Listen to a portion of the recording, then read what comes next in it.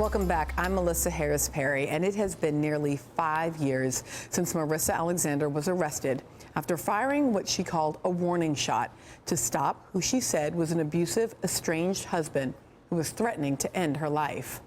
No one was injured in the shooting, but Alexander's actions that day in August of 2010, just more than a week after she gave birth to her daughter, led to her immediate arrest, conviction, and a 20-year prison sentence. Her story drew national attention when it amplified an ongoing debate over the inequities of Florida's Stand Your Ground law, which failed to protect Alexander from conviction just months after the law began receiving so much national attention in association with George Zimmerman's shooting of Trayvon Martin. Now, while Zimmerman did not use the Stand Your Ground defense in his case, Marissa Alexander did attempt to argue self-defense under the law, but her claim was rejected in a pretrial hearing after Florida prosecutor Angela Corey argued that Alexander could have left the house instead of firing the shot. During the trial, Alexander testified to having been repeatedly the victim of physical abuse at the hands of her estranged husband. And while he admitted in a 2010 deposition to hitting several women, including Alexander, he later reversed his admission, saying his prior statements were an attempt to protect her.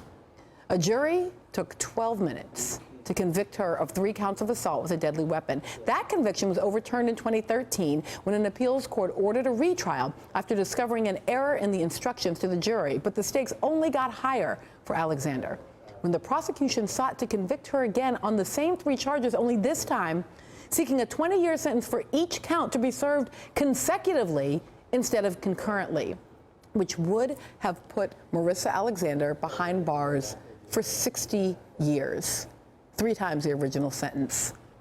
Instead of facing trial again, last November, Alexander agreed to a plea bargain, which this week finally brought her long ordeal closer to an end. Tuesday, Marissa Alexander walked out of jail under an agreement that will subject her to 2 years of house arrest and electronic surveillance. And while the sentence means she will remain for now under the supervision of the criminal justice system with a felony conviction on her record, it also means that for the first time in 5 years, a future as a free woman is finally within her reach. Marissa Alexander is joining me now from her home in Jacksonville, Florida. And here in New York with me is Marissa's attorney, Faith Gay, and host of MSNBC's The Reid Report, Joy Reid. Marissa, I am so thrilled that you have joined us. Can you talk to me now that you can expect to have some sort of future with a level of freedom? What are you planning for your years to come? What am I planning to do with my time? Yeah, what are you planning in the coming years? Well, right now it's just to really focus on the development of my kids. You know, I have a 4-year-old and I have the teenagers, and I believe this is a crucial time for them as teenagers. They're trying to identify their individuality, and they have peer pressure, and then they're getting ready for college. So I really have planned to be available to them, you know, work with their teachers. That's something I've always believed in. Continue with the development of my baby. And then I would like to attend school to probably to obtain my paralegal certificate and just continue to grow in knowledge. I would like to be able to explore different opportunities in the legal community as far as helping other victims and criminal law and defendants. So in the heart of me is service. I like to help people. So that's what I want to continue to do moving forward. That's what I did when I was at the other company that I worked for almost 10 years. So, you know, it's interesting when you bring up this idea of service and of helping others. And I know sometimes in our darkest hours, in our greatest struggle, we find kind of surprising allies, people on our side who we wouldn't have thought would have been the people in our corner. Over the course of the past 4 years, in the ordeal that you've been through, are there any folks standing on your side who you were surprised to find there? You know, actually, to be honest with you, a lot of law enforcement, I found that they, you know, were on my side. And also people from overseas, you know, individuals who felt strongly about gun violence was on my side. So I was just grateful that anybody could just look at it and say, you know, this is a tragedy, for at least the sentence was entirely egregious, but for the most part, just people that were in the arena and said, you know, you never know until you have to experience, you know, a situation where it's imminent threat. But for them to say, you know, I haven't, but I still support you.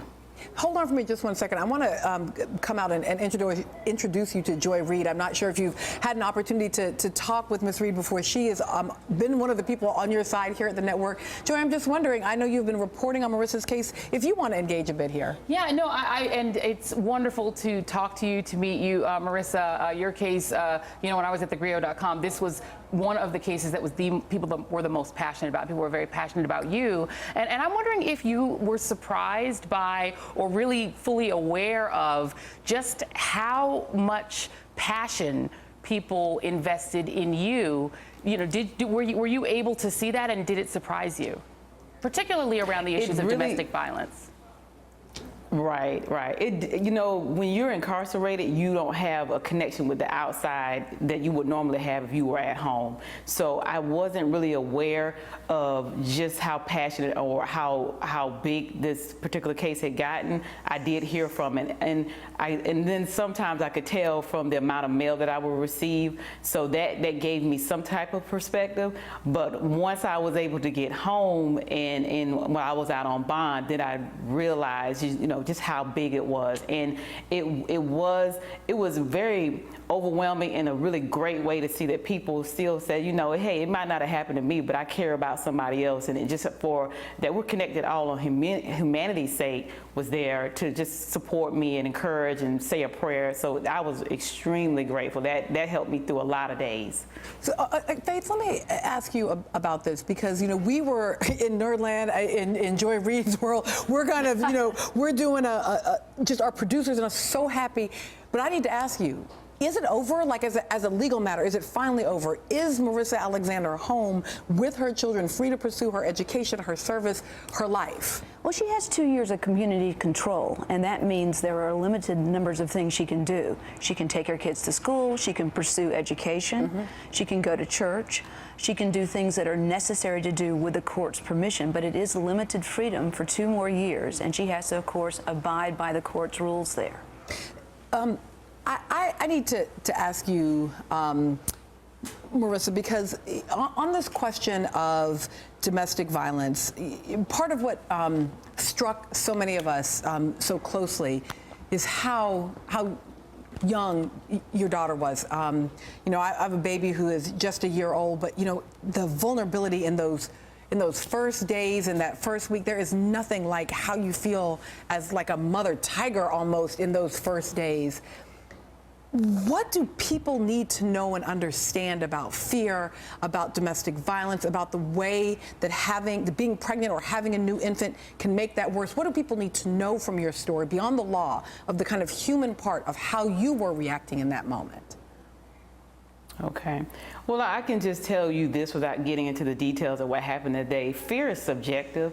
So to tell someone what their level of fear is, it's, you know, that's kind of hard to do. For myself, being that you have a newborn that is an infant who is in the NICU, this is where premature babies go, and to come into contact where, you know, or just the realization that it's a possibility that this life that I'm breastfeeding and trying to make sure I get to the hospital 2 and 3 times a day, I need to be there for her, and for anything or to try to separate that is, I mean, it's kind of indescribable. You know, you go into survival mode. So for me, beyond a shadow of a doubt, I needed to be there for her that day.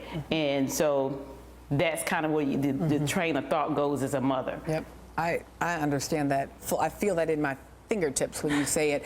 Don't go anywhere, because up next we're going to continue this conversation with Marissa Alexander and talk to her about her reunion with this precious 4-year-old girl